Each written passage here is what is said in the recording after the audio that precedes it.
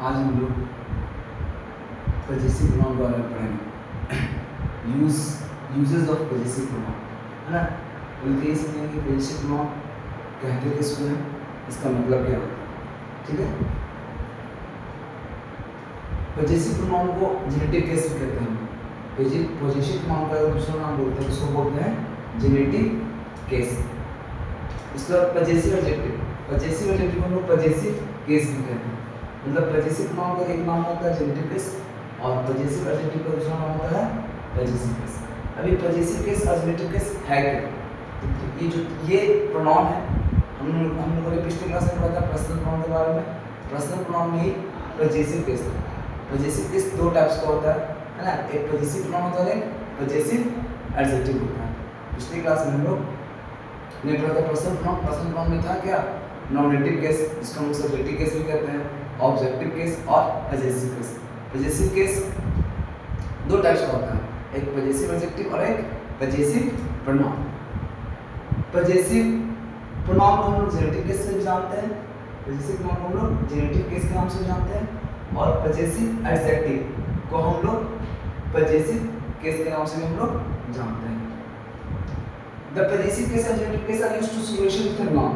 अब इसका यूज क्या होता है, रिलेशन शो करने के लिए होता है। नाउन के साथ हम लोग कैसे शो करते हैं, रिलेशन, संबंध। The pronoun used to show possession, संबंध के साथ अधिकार भी शो करते हैं। और क्या शो करते हैं, अधिकार, है ना। किसी चीज पे अगर अधिकार शो करना है या किसी से रिलेशन बताना है तो हम लोग इसका यूज करते हैं पजेसिव प्रोनाउन और पजेसिव एडजेक्टिव का। अगर कोई अधिकार शो करना है तो भी, या कोई रिलेशन शो करना है तो भी हम लोग किसका यूज करते हैं, पजेसिव प्रोनाउन या पजेसिव एडजेक्टिव का। सर लेकिन सर पजेसिव प्रोनाउन और पजेसिव एडजेक्टिव में अंतर क्या है, पजेसिव प्रोनाउन और पजेसिव एडजेक्टिव में अंतर क्या है। तो पजेसिव प्रोनाउन और पजेसिव एडजेक्टिव में थोड़ा सा अंतर होता है।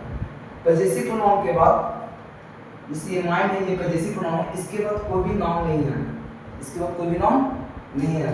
लेकिन जब जो पजेसिव केस होता है, जिसको दो भाग में बांटे, एक पजेसिव प्रोनाउन और पजेसिव एडजेक्टिव, तो इस पजेसिव प्रोनाउन के बाद अगर कोई क्या आ जाए, नाउन आ जाए, तो पजेसिव प्रोनाउन क्या बन जाएगा, पजेसिव एडजेक्टिव बन जाएगा।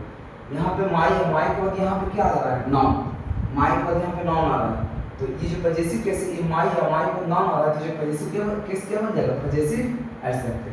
ये पजेसिव केस बन जाएगा यहाँ पे पजेसिव एडजेक्टिव। इसको पजेसिव केस के नाम से जानते हैं, पजेसिव एडजेक्टिव के नाम से भी दूसरा नाम क्या है, पजेसिव एडजेक्टिव। उसी तरह से यहाँ पे माइन है, इस माइन को हम लोग बोलेंगे जेनेटिव केस। इसको क्या बोलेंगे हम लोग, जेनेटिव केस या फिर पजेसिव प्रोनाउन। ओके, अब यहाँ पे एग्जांपल इसे देखते हैं। दिस बुक इज माइन, जिसे यहाँ पे बोलते हैं this cat is yours, this cat is yours.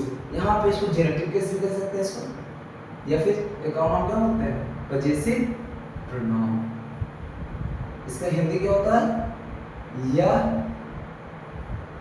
बिल्ली तुम्हारी, यह बिल्ली तुम्हारी, ठीक है। ये एक एग्जांपल हो गया यहाँ पे।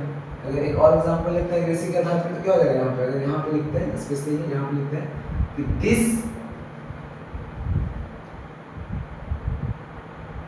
Is your cat, this is your cat. यहाँ पे योर हो जाएगा क्या, इसको क्या बोलेंगे, पजेसिव केस।